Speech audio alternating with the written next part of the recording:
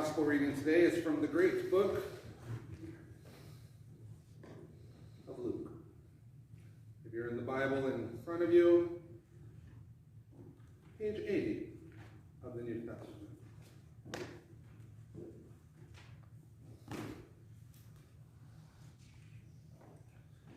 On the way to Jerusalem, Jesus was going through the region between Samaria and Galilee. As he entered a village, 10 lepers approached him. Keeping their distance, they called out, saying, "Jesus, Master, have mercy on us." When he saw them, he said to them, "Go and show yourselves to the priests." And as they went, they were made clean.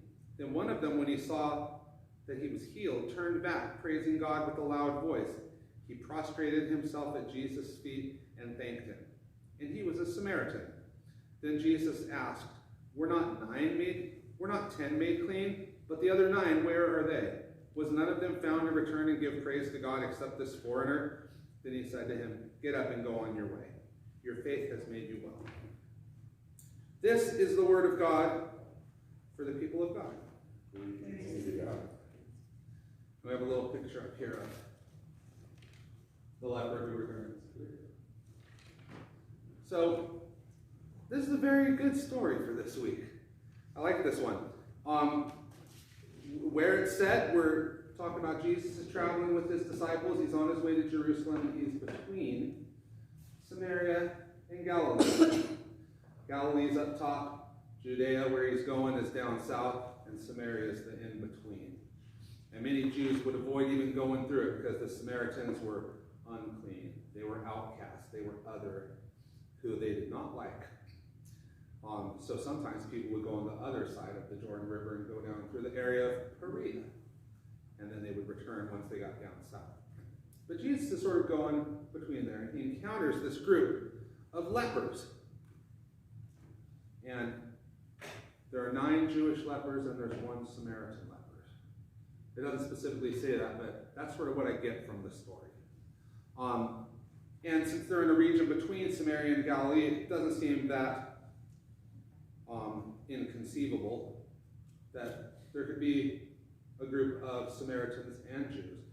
In the best of circumstances, the Samaritans and Jews did not associate with each other. They were them, we were us, vice versa. But it's amazing how sometimes in times of adversity, groups can sort of bond together when they have a common enemy. And in this case, it was the leprosy. Nobody wanted any of them around, so it doesn't matter if you're a Samaritan or a Jew, you just get by the best you can. Well, that's what this group was.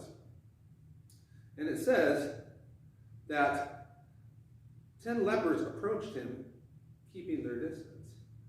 The leper was not allowed to approach clean people. And who gave them this restriction? It was the law. It was the priests.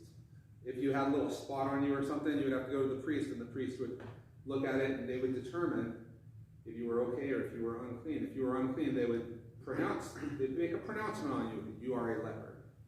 And you'd have to go off and stay away from people. And there was a prescribed distance. So it says, as he entered this village, they kept their distance from him. But they called out, saying, "Jesus, Master, have mercy on him." So they're far away from him, and they're calling on him. And when he saw them, he said to them, "Go and show yourselves to the priests." And as they went, they were made clean. So he told them to go to the priest while they were still lepers. They knew what's the good of that. The priest is the one who sent them out in the first place. But they had a little bit of faith. And they did, and obedience, definitely. They did what Jesus said. And it was as they followed his instructions that they were made clean. Then one of them, when he saw that he was healed, turned back, praising God with a loud voice. So we hear one of them is on his way doing what Jesus said and stopped and came back and gave a thankfulness.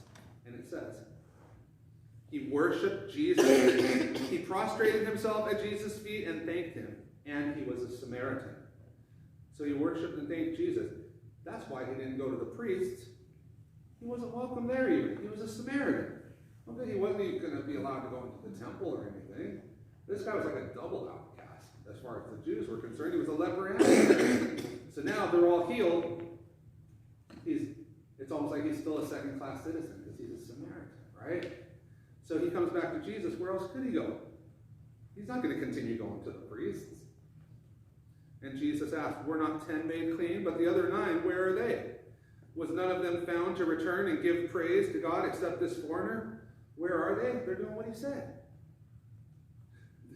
Jesus said, go and show yourself to the priest. They're going on their way doing it, right? But the thing is, they didn't return to give thanks. Then he said to them, get up and go on your way. Your faith has made you well. Notice he doesn't tell them, all right, go show yourself to the priest. He says, go on your way. A little different thing. Not the way the others went. So what we get out of this story is God does not demand our praise or our thanksgiving, but rather it's something that should just sort of bubble up in us and overflow out of the gratefulness that we have for the gift that's been given for us. Sometimes God has a different way for us than he has for others, and I find this appropriate for us individually and for us as a congregation. And sometimes there are people who can lay demands on us, or who can dictate whether we're clean or unclean, whether we're worthy or unworthy, whether we're efficacious or not. But sometimes you just follow God and go your own way. But how do you know? You don't just go off your own way. When your path seems sort of blocked, you return to God and give thanks, right? And give the praise like this leper did. And it's when we come back to God and prostrate ourselves at his feet, that's when we may hear his voice, right? And he may tell us a different direction to go and encourage our faith. So as we go out this way, one more thing. Hold for one moment. There's a Fleetwood Mac song called Go Your Own Way. Does anybody know the Fleetwood Mac? And you know that there was this girl, Stevie Nicks, the great theologian Stevie Nicks. And there was another great theologian in that band called Lindsey Buckingham. And they used to be lovey-dovey birds. And then the honeymoon became over, and they split up. And one went their way, one went their way. And they wrote a whole album basically talking about the other one and about their different sides of the breakups, and then the other one had to go ahead and sing and play on them, too. But isn't it interesting that though one goes this way and one goes that way, they remain Fleetwood Mac.